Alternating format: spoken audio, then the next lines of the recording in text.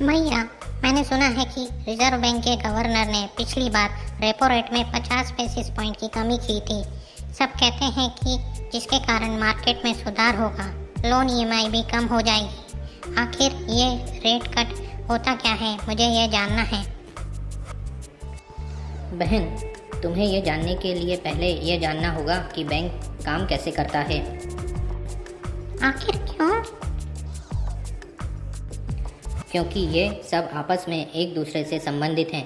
अच्छा बताओ, बैंक काम क्या करता है? बैंक डिपॉजिटर्स से पैसा लेता है और उसी पैसे से लोन देकर इंटरेस्ट अर्न करता है। इससे सभी का काम बन जाता है और बैंक को भी प्रॉफिट होता है। बिल्कुल सही, पर इसमें और भी बहुत कुछ होता है। मैं तुम्हें बहुत आसान तरीके से बताता हूँ। बैंक को पैसे की ज़रूरत होती है, इसलिए वह मेरे तुम्हारे जैसे डिपॉजिटर से पैसा लेता है और फिर भी ज़रूरत पड़े तो आरबीआई से भी पैसा लेता है। इस लिए गए पैसे पर बैंक को कुछ इंटरेस्ट हमें और आरबीआई को देना पड़ता है। अच्छा, चलो हम इसे समझने की कोशिश करते हैं। अच्छा बताओ, अगर तुम 100 रुपीज़ बैंक में जमा करोगी तो बैंक इस पैसे से क्या करेगा? ये मुझे पता है। बैंक इस 100 रुपीज़ को किसी को लोन दे देगा। नहीं, इतना आसान नहीं होता है। समझो, मान लिया बैंक को लोन देकर इंटरेस्ट से प्रॉफिट होता है, पर यह रिस्की भी है। अगर लोन का पैसा वापस नहीं आया तो इस तरह तो बैंक में पैसा रखना बहुत रिस्की हो जाएगा। इस रिस्क को प्रोटेक्ट कैसे करेंगे? कैसे करेंगे? बताता हूँ। आरबीआई ने सभी बैंकों के लिए अनिवार्य नियम बनाए हैं, जिसके तहत मान लो अगर 100 रुपीज़ बैंक के पास कोई जमा कराता है तो उसमें से 3 रुपीज़ बैंक को आरबीआई के पास रखने होंगे। आरबीआई के पास बैंक का जो खाता है उसमें इस पैसे पर बैंक को कोई इंटरेस्ट भी नहीं मिलता है। यह कैश रिजर्व रेशो या CRR कहलाता है। अभी इसकी दर 3% है। फिर आरबीआई ने यह भी जरूरी किया हुआ है कि 100 रुपीज़ डिपॉजिट में से बैंक को अनिवार्य रूप से स्टेट और सेंट्रल गवर्नमेंट की सिक्योरिटीज़ में 18 रुपीज़ निवेश करने होंगे। इसे स्टैट्यूटरी लिक्विडिटी रेशो या SLR कहते हैं। अभी इसकी दर 18% है। अच्छा, मतलब बैंक के पास अब 100 रुपीज़ में से 79 रुपीज़ बचे हैं और बैंक इसी का उपयोग कर सकता है। बिल्कुल सही। 100 रुपीज़ में से 3 रुपीज़ CRR और 18 रुपीज़ SLR हटाने के बाद 79 रुपीज़ ही बचे हैं।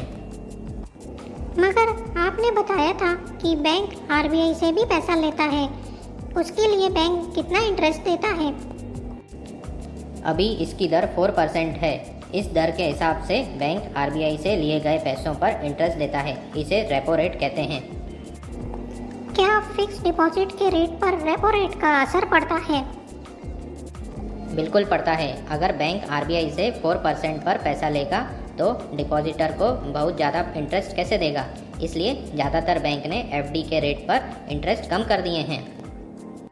पर अब तो बैंक को कम रेट पर पैसा मिल रहा है, तो इसका फ़ायदा लोन लेने वालों को भी मिलना चाहिए। बैंकों को लोन का इंटरेस्ट कम करना चाहिए। बिल्कुल करना चाहिए, और इसी आशा में मार्केट में उत्साह है, क्योंकि कंपनियों को बिजनेस करने के लिए सस्ते रेट पर लोन मिलेगा, जिससे बिजनेस में विस्तार हो पाएगा और नौकरियां, कमाई और अर्थव्यवस्था बढ़ेगी। इन सब से महंगाई का क्या संबंध है? देखो, अगर लोन सस्ते होंगे तो लोग ज़्यादा लोन लेंगे, जिससे लोगों के पास ज़्यादा पैसे आएंगे। ज़्यादा पैसे आएंगे तो खरीदी ज़्यादा होने से डिमांड बढ़ेगी, और अगर डिमांड के बराबर सप्लाई नहीं हो पाई तो महंगाई बढ़ेगी। मतलब महंगाई बढ़ने की पूरी संभावना है? हाँ, हो सकता है, मगर महंगाई और भी कई बातों पर निर्भर होती है, जैसे उद्योग और खेती का उत्पादन, निर्माण, आयात, निर्यात, विदेशी मुद्रा में बदलाव। तो महंगाई बढ़ भी सकती है और नहीं भी। एक आखिरी सवाल, जैसे हम बैंक के पास पैसा जमा करवाते हैं, उसी तरह बैंक भी कहीं पैसा जमा करवाता है क्या? हाँ, बैंक आरबीआई के पास पैसा जमा करवा के इंटरेस्ट अर्न करता है, जो रेपो रेट से कम होता है। इसे रिवर्स रेपो रेट कहते हैं, जो अभी 3.35% है। बहुत बढ़िया, अब मुझे पता चल गया है कि CRR, SLR, रेपो रेट और रिवर्स रेपो रेट क्या होता है, और इससे हमारे डिपॉजिट, लोन और महंगाई पर क्या असर होता है। 6 अगस्त 2020 को ये सभी रेट इस प्रकार हैं।